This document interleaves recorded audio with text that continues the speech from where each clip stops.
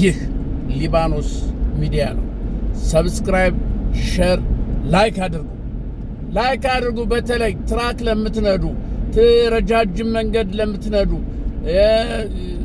አውቶቡሶችን የምትነዱ፣ ረጅም መንገድ የምትነዱ አሁን የምነግራችሁን ነገሮች እያሉባችሁ በላያቸው ላይ መንዳት እንደሌለባችሁ በተግባር አሳያችኋለሁ።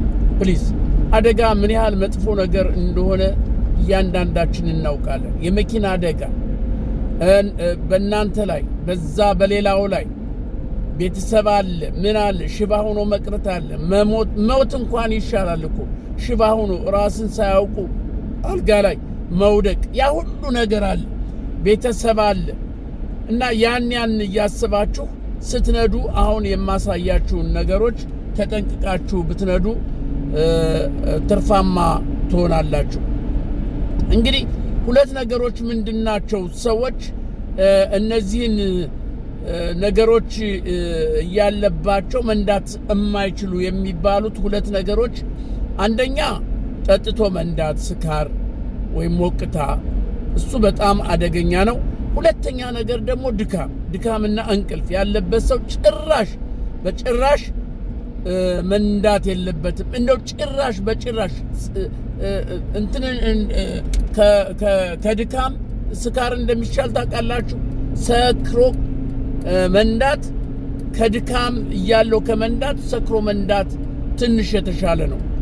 አደጋ ነው እሱም፣ ግን ቢሆንም ትንሽ የተሻለ ነው። ስለዚህ ደክሟችሁ የምትነዱትና እንቅልፍ ይዟችሁ ስትነዱ በጣም አደጋ ነው፣ አደጋ ነው የምታደርሱ እና እነዚህን በተግባር አሳያችኋለሁ። እንግዲህ አሁን መጀመሪያ የማሳያችሁ ምንድነው፣ ጠጥቶ ሰክሮ የሚነዳ ሰው የሚያሳየው አክት ምን አይነት ነው? እንዴት ነው አነዳዱ? የፊቱ ሁኔታ ምን ይመስላል የሚለውን በጥሞና ተከታተሉኝና ተግባራዊ እንድታደርጉት አደራ እላለሁኝ።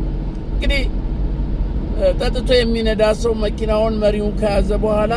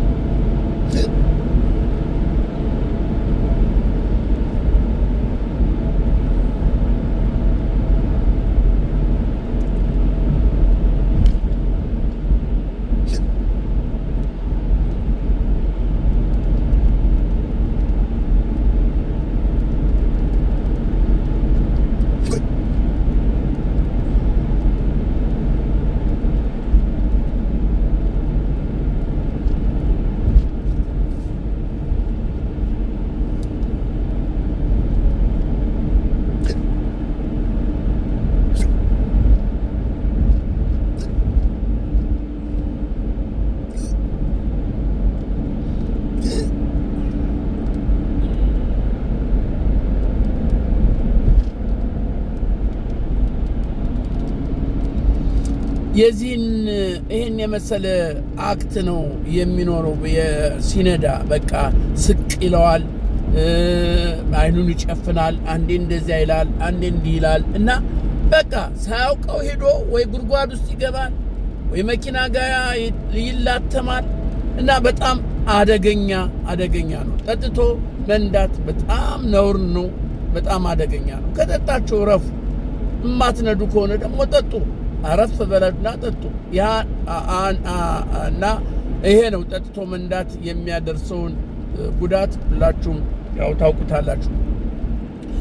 ሌላው ደግሞ ጠጥቶ ከመንዳት የበለጠው በጣም አደገኛ ዴንጀር የሆነው ደክሞት ሰው እንቅልፍ አጥቶ መንዳት በጣም ከፍተኛ የሆነ አደጋ ያደርሳል።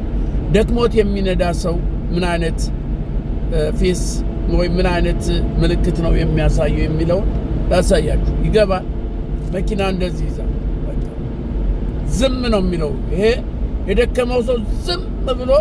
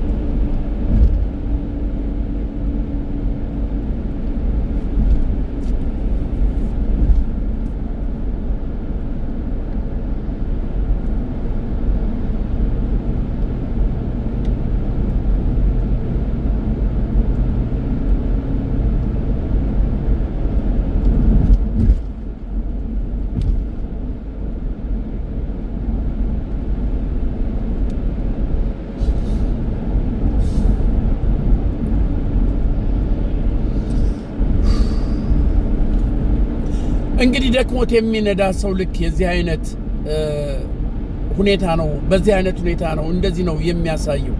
የፊቱ የድካሙ በቃ አይኑን ይጨፍናል፣ ይገልጣል፣ ፊቱን ያብሳል። የደከመ ሰው እንደዚህ ወደ መሪ ይሄዳል፣ መንገዱን ይቀያይራል፣ መስመሩን እየረገጠ ነው የሚሄደው። ይሄ ደከመ በጣም በጣም አደገኛ።